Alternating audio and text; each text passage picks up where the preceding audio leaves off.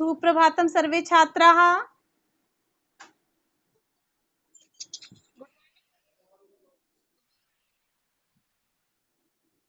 सबको आवाज सुनाई दे रही है?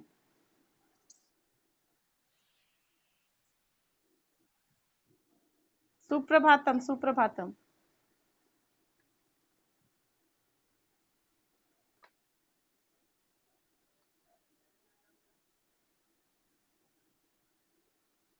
बच्चों, आज हम लोग संख्या प्रयोग पढ़ेंगे। संख्या प्रयोग तुम लोग पहले भी पढ़ चुके हो, तो उसी को फिर से पढ़ा रहे हैं। और ये क्या कहते हैं, संख्या 1 से 100 तक होमवर्क दिए थे, उसको कर लिए हो?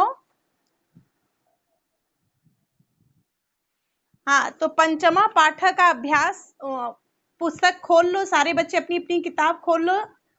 पंचमा पाठ का अभ्यास है व्याकरणम संख्या प्रयोग। खोल लिए सारे बच्चे?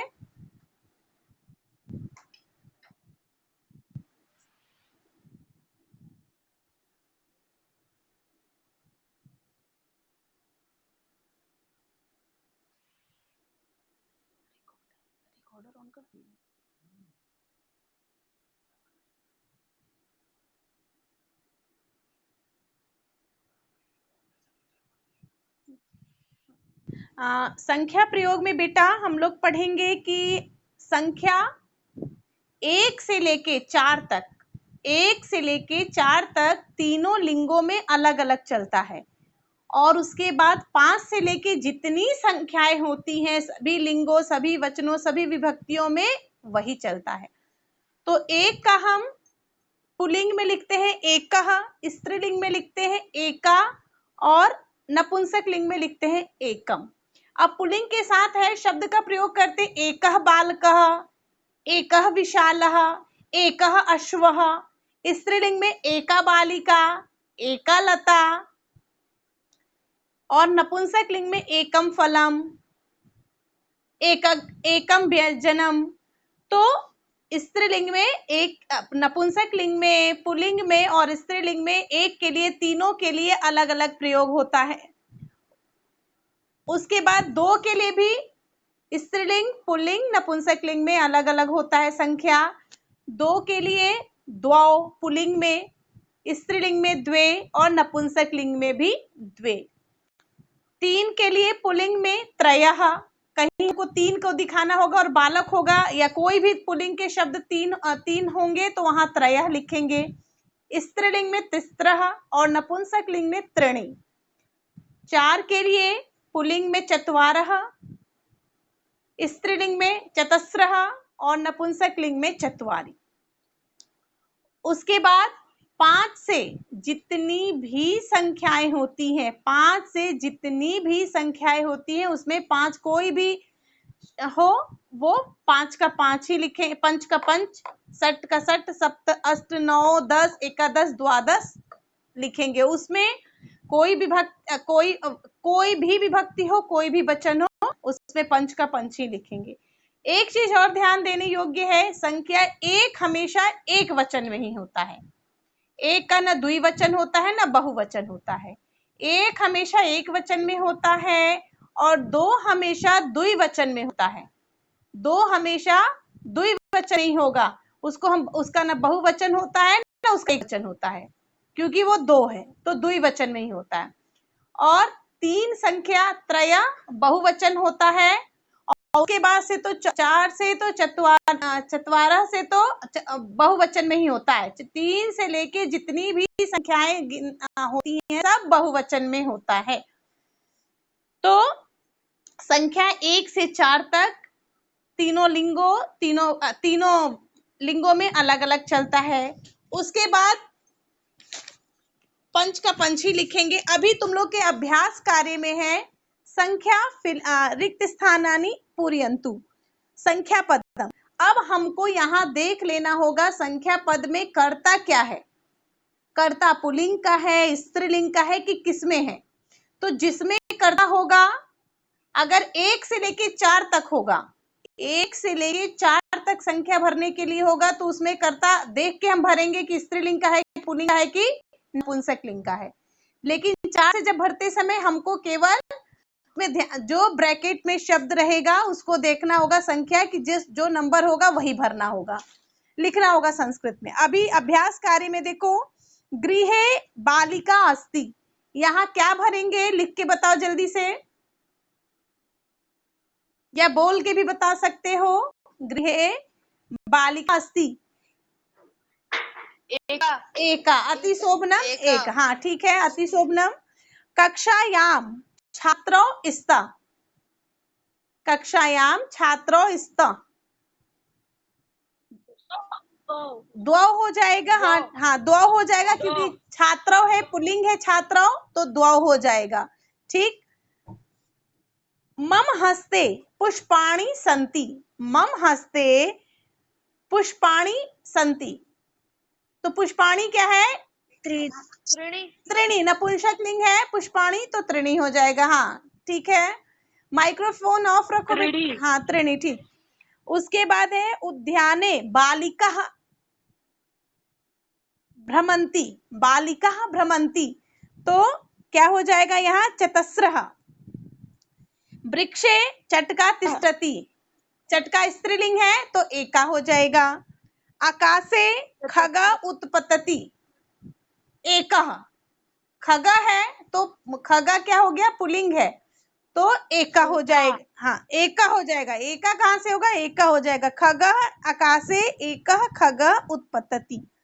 मनुष्यस्य नेत्रे भवतः द्वे, द्वे नेत्रे भवतः, ठीक। मार्गे अश्वः धावतः द्वौ, मार्गे द्वौ अश्वौ धावतः।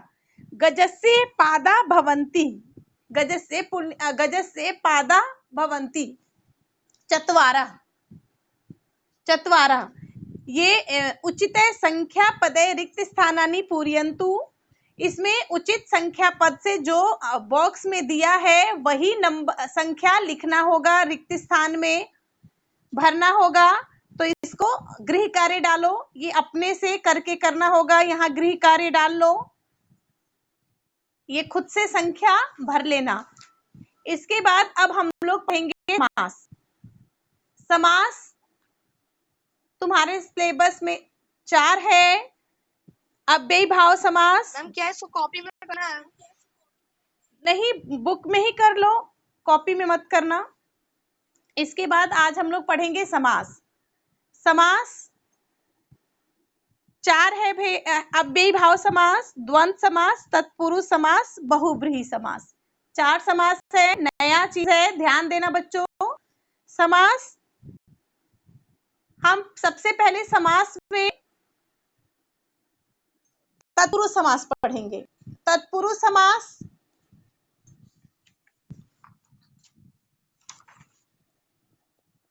समास का मतलब पहले समझ लो। समास को होता है जो दिया रहता है शब्द, दो सार्थक शब्द जुड़े होते हैं, उन दोनों सार्थक शब्द को अलग करने, विग्रह करते हैं। समास की भाषा में उसे कहते हैं विग्रह। विग्रह तुम लोग संधि में की भाषा में पढ़ते हो तो लिखते हो संधि अथवा संधि विच्छेदम कुरुत, ठीक है। विच्छेदम माने तोड़ना, समास की भाषा में हम कहते हैं विग्रह। विग्रह माने तोड़ना, विग्रह माने भी अलग करना। परीक्षा, लेकिन तुम लोग के परीक्षा में विग्रह करने के लिए नहीं आएगा, विग्रह करने के लिए नहीं आएगा। तुम लोग को तुम्हारे परीक्षा में केवल समास के शब्द को देख के पहचानना होगा कि वो तत्पुरुष समास है कि द्वंद्व समास है। अभी हाफ ईयरली के सिलेबस में 2 समास है, तत्पुरुष समास और द्वंद्व समास, तो तुमको पहचानने के लिए आएगा। तो लेकिन मैं थोड़ा सा समझा दे रही हूँ ताकि विग्रह भी कैसे करेंगे वो सीखो, लेकिन उस पे बहुत अंदर तक मत जाना, विस्तृत मत जाना, नहीं तो समझने में भी दिक्कत होगा। समास पहचानने के लिए सिर्फ तुम्हारे परीक्षा में आता है, दिया रहेगा उसमें से पहचानना होगा कि द्वंद्व समास है कि तत्पुरुष समास है कि बहुब्रीहि समास है कि अव्ययी भाव समास है। अब तुम लोग के सिलेबस में 8th के सिलेबस में 8th का बोर्ड एग्जामिनेशन होता है, तो उसमें फुल सिलेबस आता है, पूरी पुस्तक आती है, तो इसीलिए चारों समास को ध्यान देना जरूरी है, लेकिन 2 ही पढ़ाऊंगी ताकि कंफ्यूजन ना हो। तत्पुरुष समास पढ़ने के लिए तत्पुरुष समास में दो, अभी मैं तुम लोग को बोली, दो सार्थक शब्द होते हैं, दो सार्थक शब्द होते हैं। दो सार्थक शब्द होते हैं, तो एक जो शब्द सार्थक शब्द होता है उसे पहले वाले शब्द को पूर्व पद कहते हैं और बाद वाले पद को उत्तर पद कहते हैं। पहले वाले पद को पूर्व पद कहते हैं और बाद वाले पद को उत्तर पद कहते हैं। तो पूर्व पद, अब मैं एक शब्द बोल रही, जन समूह। जन समूह, जन क्या है? जन माने होता है लोग और समूह माने लोगों का समूह। पूर्व पद क्या हो गया इसमें? जन। और उत्तर पद क्या हो गया? समूह। पहले वाले पद को, पहले वाले शब्द को पूर्व पद कहते हैं और बाद वाले शब्द को उत्तर पद कहते हैं। समास की भाषा में है बेटा, समास की भाषा में पहले वाले पद को पूर्व पद और बाद वाले पद को उत्तर पद। तो तत्पुरुष समास हम लोग पढ़ रहे हैं, तो तत्पुरुष समास में उत्तर पद की प्रधानता होती है। प्रधान का मतलब होता है कि उसको उत्तर पद के अनुसार ही विग्रह होगा, उत्तर पद के अनुसार ही विग्रह होगा। तो उत्तर पद की प्रधानता होती है। प्रधान यानी कि उसको मुख्य माना जाता है उत्तर पद को। दो पद हो गए, उसमें से उत्तर पद और पूर्व पद, तो इसमें पूर्व पद की प्रधानता होती है, उत्तर पद की प्रधानता होती है। विग्रह जब हम करते हैं, तोड़ते हैं इस पद को, तोड़ने का मतलब होता है विग्रह करना। समास की भाषा में तोड़ने का मतलब होता है विग्रह करना। तो जो पूर्व पद होता है, जो पहले वाला पद होता है, वो क्या होता है? हम इसको सारे विभक्तियों में इसका प्रयोग करते हैं। इसको द्वितीय विभक्ति से लेके सप्तमी विभक्ति तक, इसका हम लोग द्वितीय विभक्ति से लेके सप्तमी विभक्ति तक विग्रह करते हैं। जैसे द्वितीय विभक्ति में हम लोग पढ़ते हैं, मानो पुल्लिंग शब्द हम एक उठा रहे हैं, पुल्लिंग शब्द हम उठा लिए बालक, ठीक है? तो द्वितीय विभक्ति में हम लिखते हैं बालकम, बालकौ, बालकान। तृतीय विभक्ति में लिखते हैं बालकेन, बालकाभ्याम, बालकैः। चतुर्थी विभक्ति में लिखते हैं बालकाय, बालकाभ्याम, बालकेभ्यः। पंचमी विभक्ति में लिखते हैं बालकात्, बालकाभ्याम, बालकेभ्यः। षष्ठी में बालकस्य, बालकयोः, बालकानां। सप्तमी में बालके, बालकयोः, बालकेषु। और संबोधन को हटा दो। ये मैं इसलिए बताई क्योंकि तत्पुरुष समास द्वितीय विभक्ति से लेके सप्तमी विभक्ति तक चलता है। जब हम उसको विग्रह करते हैं, उसको तोड़ते हैं। विग्रह का मतलब है उसको तोड़ना। तो जब हम उसको तोड़ते हैं तो वो सातों विभक्तियों में चलता है। अब पूर्व पद जो होता है, यानी कि जो पहले वाला पद होता है, उसको जिस विभक्ति का उसमें अर्थ निकल के आता है। अब मानो ये पहला उदाहरण दे रही हूँ, जन समूह। जन समूह, अब जन समूह का मतलब हो गया हिंदी में अर्थ। कौन बच्चा बताएगा? बोल के बता सकता है इसका हिंदी में अर्थ क्या होगा? जन समूह का हिंदी में अर्थ क्या निकल के आएगा? किसी को समझ में आ रहा है बेटा? हाँ या ना बोलो।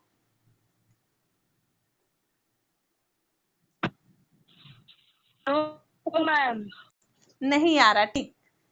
इसको बोलेंगे, जन माने होता है लोगो और समूह माने होता है समूह माने कि जहां लोग, ढेर सारे लोग इकट्ठे हो गए, बहुत सारे लोग इकट्ठे हो गए। अब कक्षा में हम बहुत सारे बच्चे होते हैं तो बोलते हैं कक्षा का समूह, कक्षा का समूह। तो यहाँ जन माने हो गया लोगों का समूह, समूह माने बहुत ज्यादा लोग जहां इकट्ठा हो गए। अब लोग समूह का मतलब ही हो गया कि बहुत लोग, समूह का मतलब हो गया बहुत लोग। तो यहाँ क्या हो गया? हिंदी में अर्थ निकल गया है लोगों बहुवचन में आ रहा है, लोगों का समूह। ये का किस विभक्ति का पहचान चिन्ह है? का किस विभक्ति का पहचान चिन्ह है?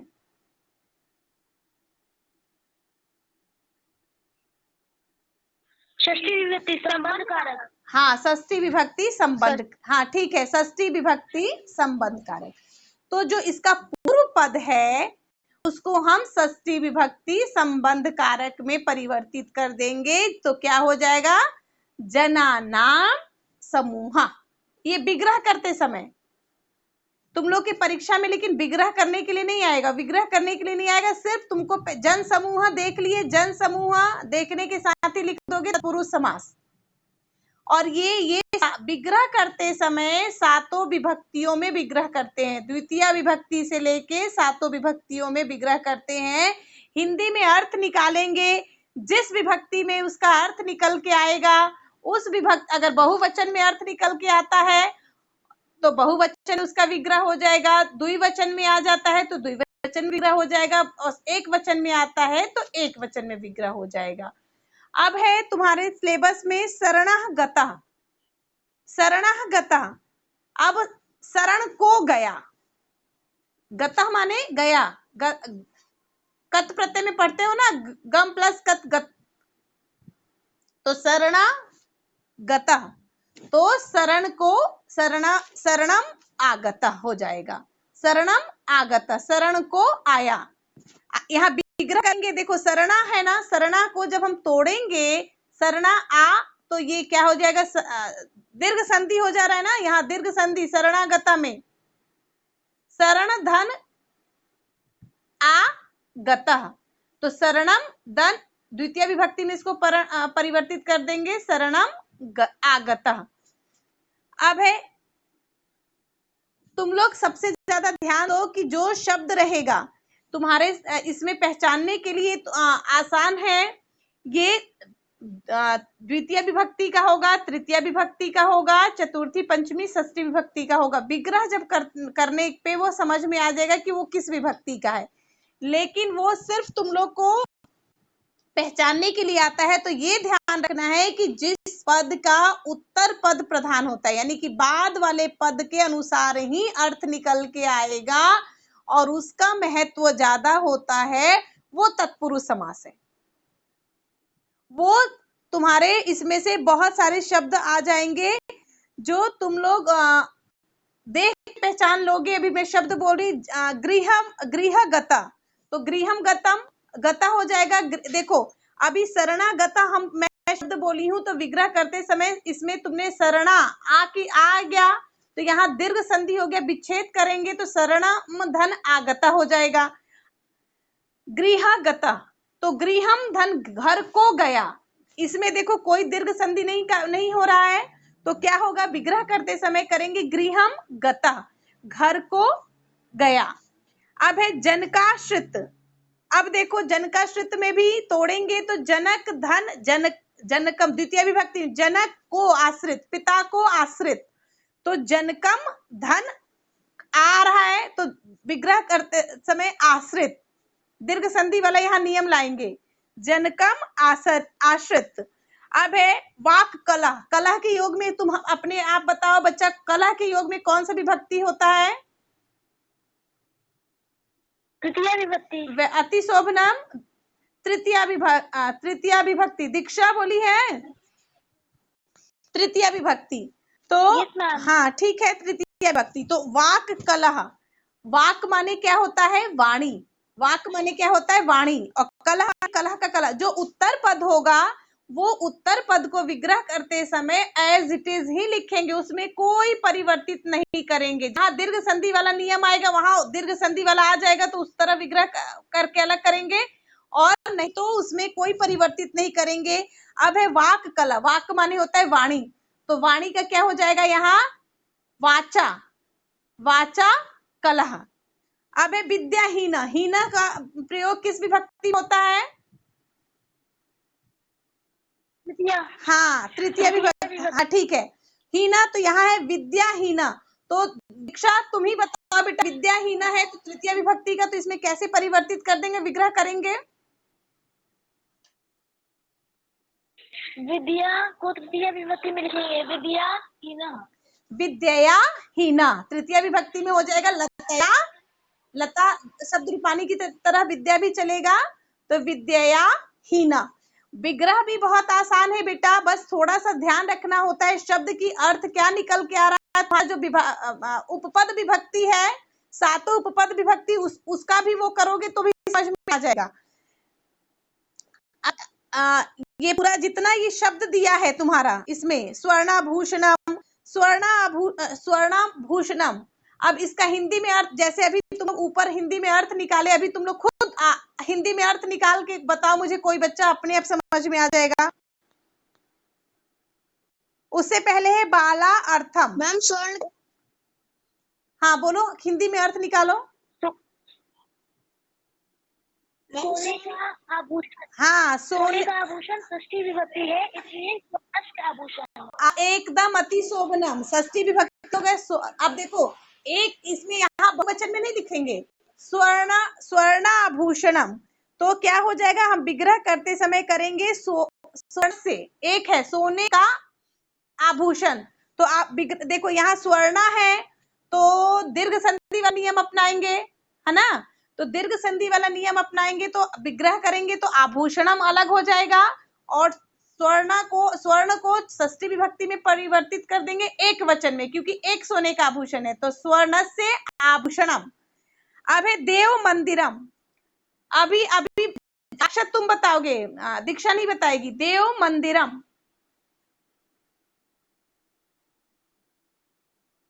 अक्षत बताओ, देव मंदिरम, इसको कैसे करेंगे, हिंदी में अर्थ बताओ पहले, फिर उसको विभक्ति में कर देना।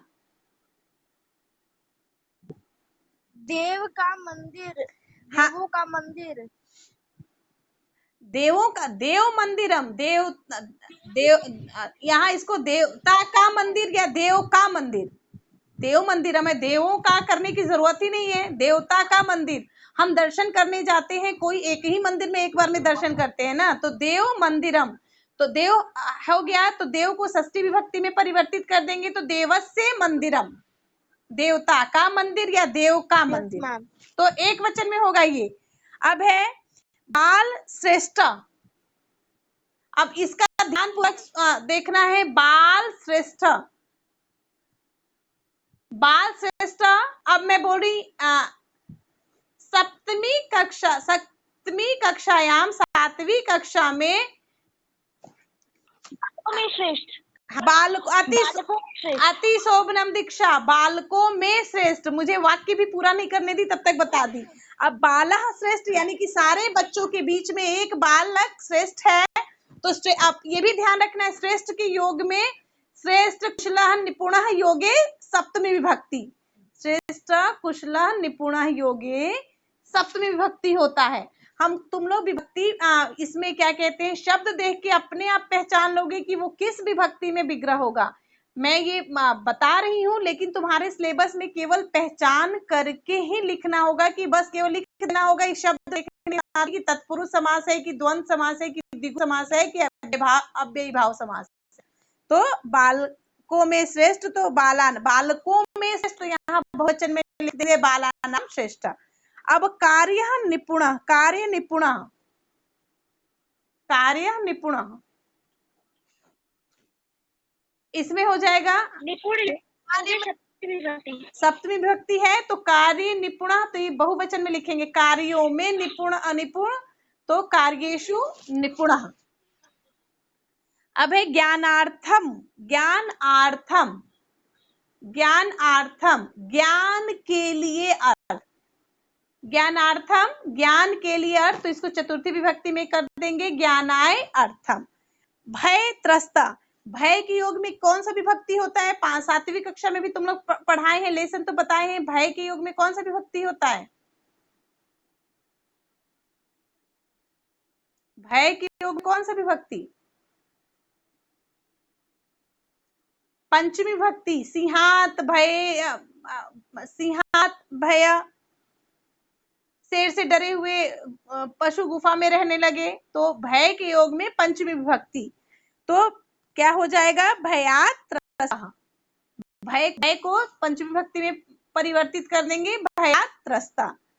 बाल सभा, बच्चों का सभा, बालानाम सभा। सुख प्राप्त, सुखम प्राप्तम, सुख प्राप्त, वृक्षारूढ़।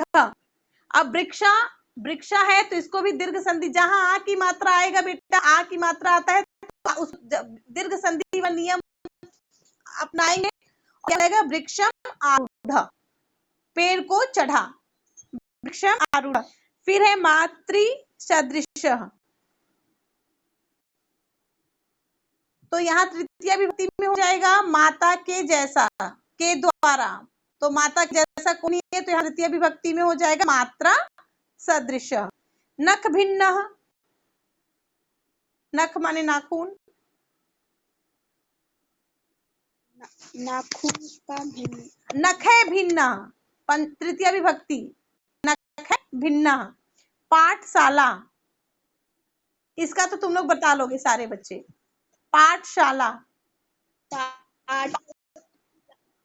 पढ़ने के, हाँ पठायशाला, तो क्या हो जाएगा यहाँ पठायशाला हो गया। पढ़, हिंदी अर्थ बताना है बेटा, वो तो बुक में दिया हुआ है तो तुम लोग देख के भी बता दोगे, लेकिन पाठायशाला। अब है अश्वपतितः, पतितः योगे किम विभक्ति, पतितः अलगाव अर्थ है किम विभक्ति, अलगाव अर्थ है पंचमी विभक्ति। अश्वपतितः तो क्या हो जाएगा अश्वात पतितः।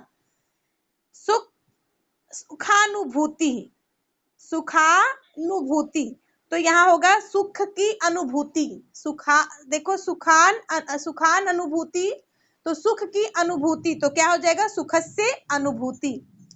आ की मात्रा आ गया है तो यहाँ अनुभूति हो जाएगा, दीर्घ संधि वाला नियम अपना के विच्छेद करेंगे, और फिर सुख की अनुभूति षष्ठी विभक्ति में हो जाएगा सुखस्य। देश सेवा, देश की सेवा षष्ठी विभक्ति में, हाँ देशस्य सेवा। देवेशः, देवेशः, पहले इसको संधि, देवेशः एक ही मात्रा आ गया है तो कौन सा संधि हो गया, गुण संधि। एक ही मात्रा आ गया तो गुण संधि, तो लास्ट वाले पद को कर देंगे गुण वाला कर देंगे ईशः, ईशः देवानाम ईशः।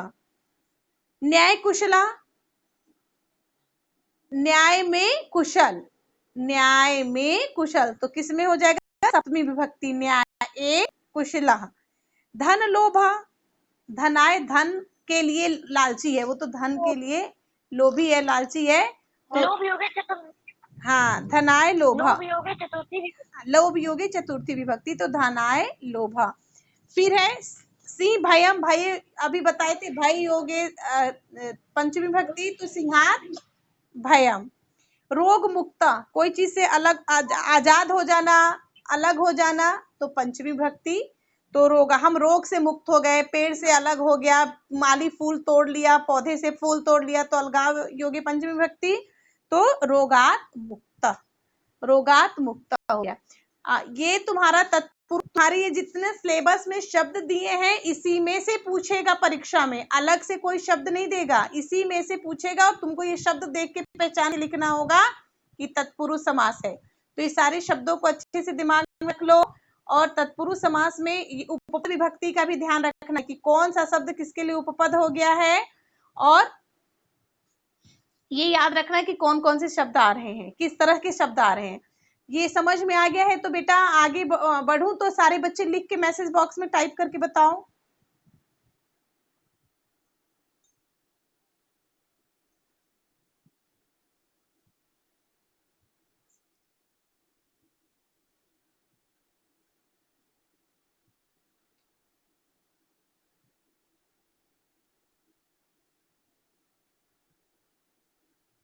बेटा विग्रह के लिए, विग्रह समझने के लिए कोई बच्चा लिखा है कि विग्रह समझ में नहीं आ रहा है। बेटा विग्रह समझने के लिए सातों विभक्तियों को समझना जरूरी है। विभक्ति कारक चिन्ह समझ के रखे रहोगे, उसके बाद विग्रह करने के लिए उस शब्द, जो शब्द रहेगा उसका हिंदी में अर्थ निकालेंगे, हिंदी में अर्थ निकालेंगे, और जो विभक्ति चिन्ह आएगा हिंदी में अर्थ निकालते समय जो विभक्ति चिन्ह निकल के आएगा उसी विभक्ति के अनुसार विग्रह करेंगे, और विग्रह करते समय जो पूर्व पद होगा, पहले वाले पद होगा, उसी को उस विभक्ति में कर देंगे। इसके लिए बेटा कारक चिन्ह याद होना जरूरी है। कारक चिन्ह किसका कौन सा कारक चिन्ह है और कौन विभक्ति का, उस विभक्ति में कैसे रूप, सातों विभक्तियों में हम रूप कैसे लिखते हैं, ये याद होगा तभी तुम लोग कर पाओगे।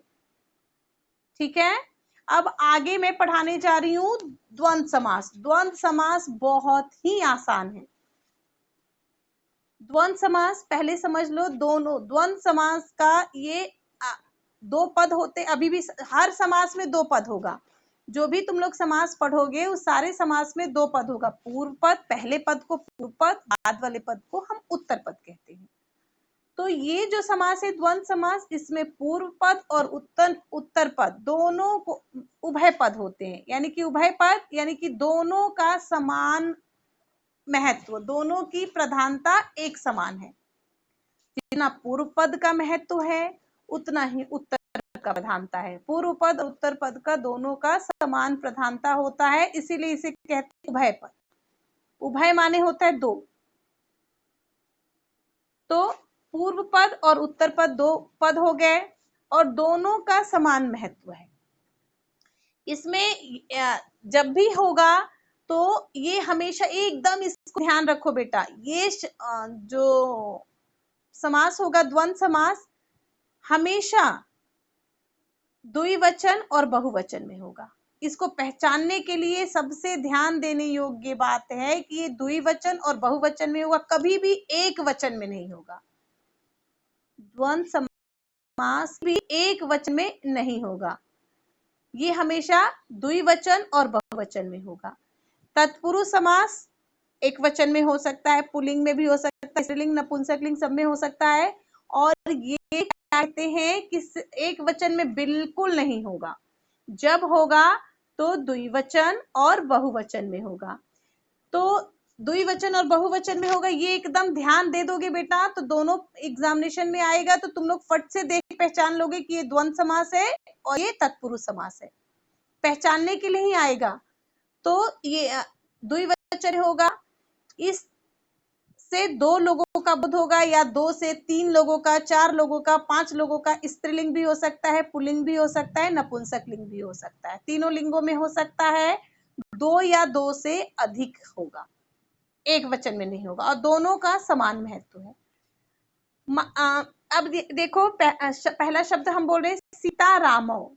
अब सीता स्त्रीलिंग शब्द है और रामो पुल्लिंग है, लेकिन रामो पुल्लिंग शब्द है इसीलिए सीता स्त्रीलिंग शब्द है, सीता पहले लिखा है और रामो बाद में लिखा है, इसीलिए रामो पुल्लिंग शब्द है, द्विवचन में होगा तो रामो लिखा है। दो लोग हो रहा है सीता और राम तो द्विवचन में रामो लिखा है।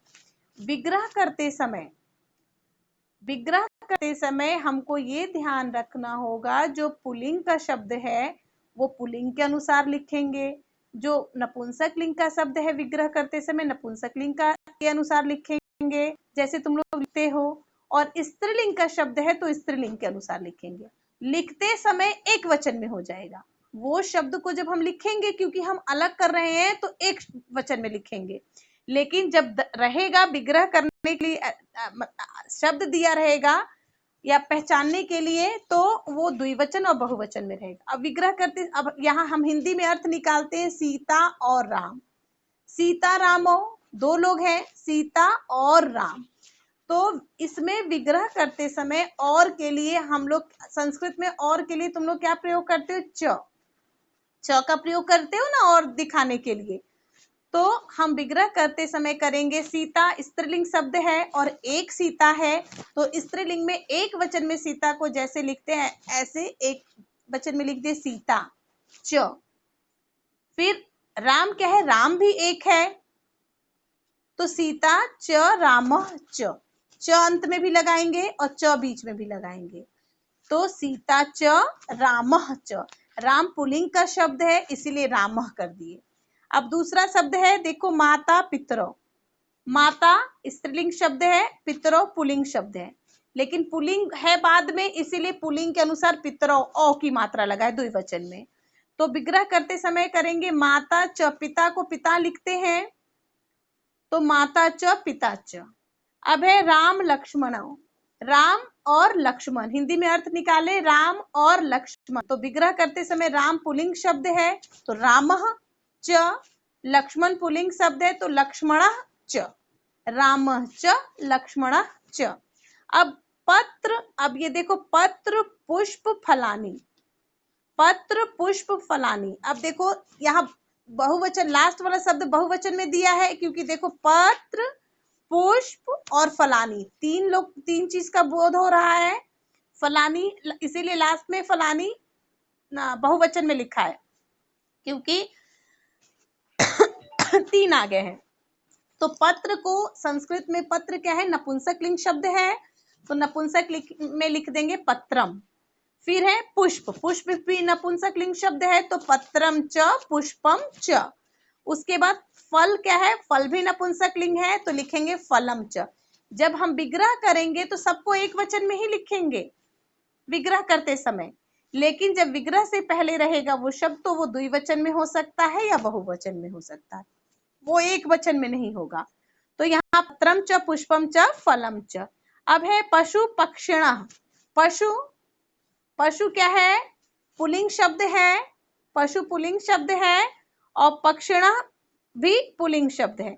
अब देखो पक्षिणः, पक्षिणः लिखा है तो यहाँ क्या करेंगे, पक्षिणः है, हम बहुवचन में लिखते हैं पक्षिणः, तो लिखेंगे पशवः च पक्षिणः च, पशवः च पक्षिणः च। अब है धर्मार्थ कामा मोक्ष, काम मोक्षा। अब यहाँ धर्मार्थ, देखो धर्मार्थ, धर्म और अर्थ निकल के आ रहा है, काम और मोक्ष का सब कुछ संधि करना है। देखो काम, धर्मार्थ, धर्म और अर्थ, काम मोक्षा, काम मोक्षा, चार शब्द निकल के आए हैं तो क्या हो जाएगा, धर्मः च अर्थः च कामः च मोक्षः च। विग्रह करते समय एक वचन में कर दिए हैं, धर्म च अर्थ च काम च मोक्ष च। कृष्ण अर्जुन, अब कृष्ण और अर्जुन है तो कृष्ण च अर्जुन च। जब विग्रह करेंगे तो जैसे यहाँ बहुवचन दिया है या द्विवचन में दिया है तो करते समय उसको इधर एक वचन में करेंगे। ग्रीष्म वसंत शिशिरः। अब देखो ग्रीष्म वसंत और शिशिर तीन मौसम का वो आ रहा है तो लिखेंगे ग्रीष्म च वसंत च शिशिरः च। कंदमूल फलानी, तो कंदम च मूलम च फलम च। सुख दुखे, सुख और दुख तो सुखम च दुखम च। राम श्यामो, तो रामः च श्यामः च। राधा कृष्ण, राधा स्त्रीलिंग है तो राधा का राधा ही लिखेंगे, राधा च कृष्णः च। सीता गीते, सीता च गीता च, एक वचन में लिखेंगे सीता और गीता, सीता च गीता च। भीम अर्जुनो, भीम च अर्जुनः च। कृष्ण बल रामो, कृष्ण बल राम, अब यहाँ लिखेंगे कृष्ण बलराम च।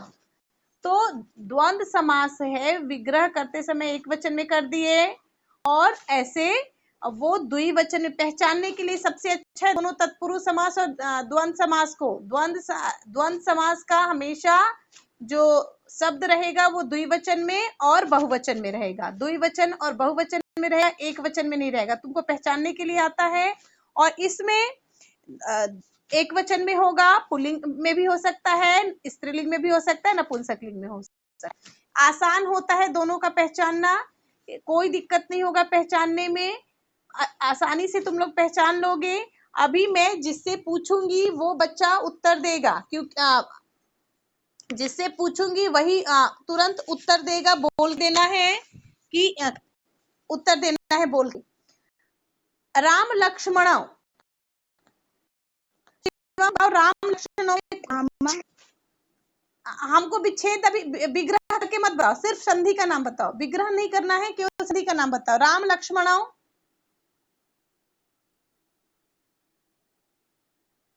राम लक्ष्मण में कौन सा समास है? राम लक्ष्मणों में कौन सा? द्वंद्व समास। अब है इस, हाँ ठीक है, पीयूष धर द्विवेदी पुष्प वाटिका, पीयूष धर द्विवेदी पुष्प वाटिका, तत्पुरुष समास। तत्पुरुष समास हिंदी में अर्थ निकल के आएगा फूलों की वाटिका। फूलों की वाटिका, फूलों की वाटिका यानी कि बहुत सारे फूल हैं, फूलों की वाटिका, तो इसको फूलों की वाटिका तो पुष्पाणाम वाटिका बहुवचन में कर देंगे। सिर्फ अभी मैं पहचानने के लिए पूछ रही हूँ। कोकिल मयूरव कौन सा समास है अतुल? अतुल, कोकिल कौन सा समास, नाम बताओ बेटा। कोकिल मयूरव। मैं बताऊं?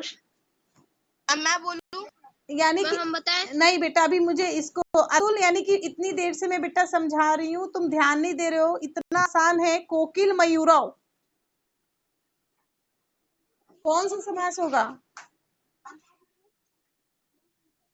प्रीतम तुम बताओ। कोकिल मयूरव। ये हिमांशु पंडित तुम बताओ। मैम द्वंद्व समास। द्वंद्व समास ठीक है हिमांशु। हाँ, अति शोभनम हिमांशु। अभी मैं बताई हूँ कि द्वंद्व समास द्विवचन में रहेगा या फिर बहुवचन में रहेगा। पहचानने के लिए सबसे आसान है कि द्वंद्व समास द्विवचन या बहुवचन में होगा। एकदम ध्यान देने योग्य बात है। और ये समास का तत्पुरुष समास एक वचन में होगा, कोई भी लिंग में हो सकता है, पुल्लिंग, स्त्रीलिंग, नपुंसकलिंग। फिर भी कैसे गलती हो जा रहा है अतुल? अब जनक सभा, जनक सभा में कौन सा समास होगा? जिसे पूछूंगी वही बताएगा। जनक सभा, प्रीतम बताओ बेटा। जनक सभा में कौन सा समास है?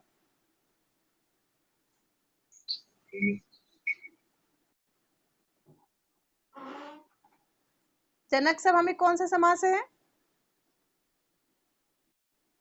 कोई भी बच्चा बताओ। मैम तत्पुरुष समास। हाँ, तत्पुरुष समास। तत्पुरुष समास, हाँ ठीक है। विद्याहीना, विद्याहीना तत्पुरुष समास। हाँ हाँ तत्पुरुष हाँ। संचिता धर्मार्थों में कौन सा समास है? संचिता धर्मार्थों में कौन सा समास है?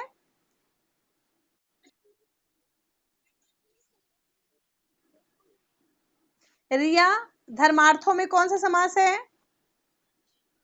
अरे रिया कह रही हूँ। अंशिका धर्मार्थों में कौन सा समास है? जिससे पूछ रही हूँ बेटा जवाब दो। अंशिका धर्मार्थों में कौन सा समास है? चलो कोई और बच्चा बताओ। द्वंद्व समास ठीक है। सिंह भयम, सिंह भयम तत्पुरुष समास। वृक्ष पतिता, वृक्ष पतिता तत्पुरुष। कृष्ण अर्जुनौ द्वंद्व समास, द्वंद्व समास। अच्छा, देव पूजा तत्पुरुष समास। कार्य, हाँ अति शोभनम। कार्य निपुण, कार्य निपुण तत्पुरुष समास। हाँ ठीक ठीक, अब समझ में। अभी मेरा प्रश्न जिससे हो रहा है वही बच्चा उत्तर देगा। अंशिका तुम उत्तर नहीं दी हो बेटा, अंशिका तुम उत्तर देना अभी। पार्वती परमेश्वरों में कौन सा समास होगा? मैम किसमें? पार्वती परमेश्वरों। द्वंद्व समास। अति शोभनम द्वंद्व समास ठीक है। अब जिससे पूछूंगी, प्रीतम हंस बकों में कौन सा समास है? मैम द्वंद्व। अच्छा ठीक है, हाँ सही है। देशभक्ता, देशभक्त मैम तत्पुरुष समास। तत्पुरुष समास। संचिता लता रमे, लता रमे में कौन सा समास? द्वंद्व समास। द्वंद्व समास, ठीक है संचिता। धनहीना, तत्पुरुष समास। सुख दुखे, द्वंद्व समास। ग्रीष्म बसंतो, द्वंद्व समास। न्याय कुशलः, कंदमूल फलानि, कंदमूल फलानी में पूछी हूँ, द्वंद्व समास। हमको लगता है ठीक है बच्चों, सबको समझ में आ गया। अब मैं एक शब्द बोल रही हूँ, उसका तुम लोग बताना कि समझ में आया है कि नहीं, पता चलेगा।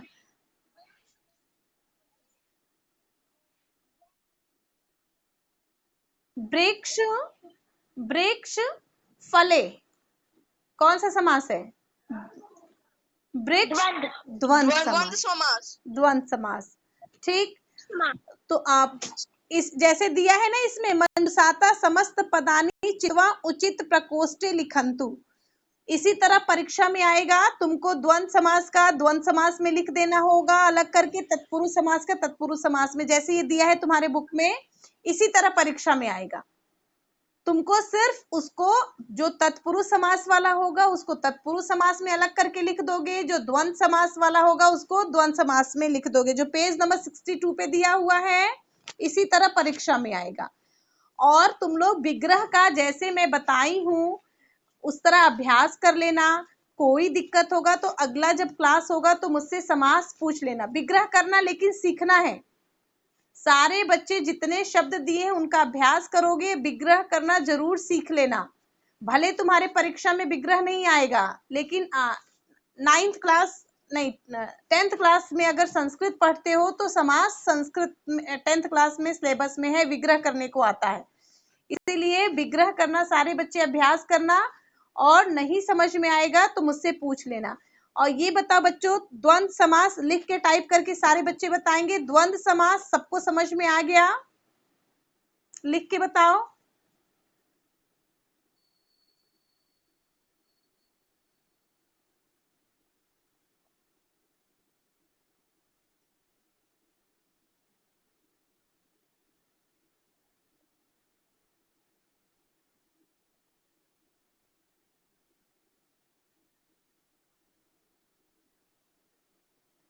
बच्चों ये समास तुम्हारे सिलेबस में नया है, इसीलिए इसको जितना तुम्हारे अभ्यास में दिया हुआ है और उसमें समास दोनों दिया है, जितना विग्रह करके दिया उन सब का अभ्यास कर लेना तो तुम लोग को अच्छे से आ जाएगा। और क्या कहते हैं, अपने से शब्द लिखना, जितना ये अभ्यास कर लोगे उसके बाद अपने से लिखोगे शब्द, और बिना देखे विग्रह करके देखना कि तुम लोग कर पा रहे हो कि नहीं। हमेशा इसमें विग्रह करना, द्वंद्व समास का विग्रह बहुत आसान है, उसमें किसी को कोई अब दिक्कत नहीं होगा करने में, क्योंकि हमको लग रहा है सारे बच्चे लगभग सीख चुके हैं। उस केवल तत्पुरुष समास के विग्रह में थोड़ा, तत्पुरुष समास क्योंकि थोड़ा सा मुश्किल होता है, वो 7 विभक्तियों में होता है, तो उसको विग्रह करने से पहले समास, जो समास पद दिया हुआ है उस समास पद का अर्थ निकालना जरूरी होता है। उस समास पद का अर्थ निकाल लेंगे तो हम आसानी से समास का विग्रह कर देंगे।